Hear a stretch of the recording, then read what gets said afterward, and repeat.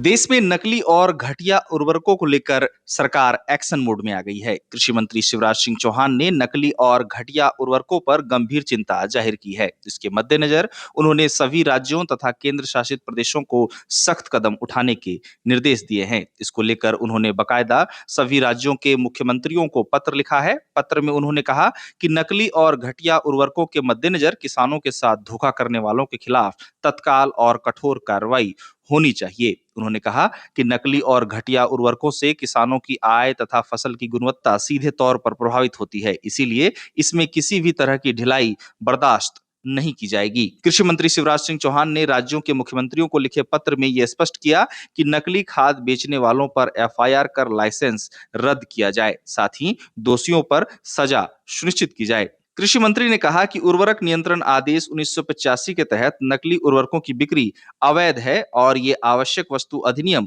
1955 के अंतर्गत आता है। ऐसे मामले में किसी भी तरह की कोताही किसानों के भविष्य से खिलवाड़ होगी।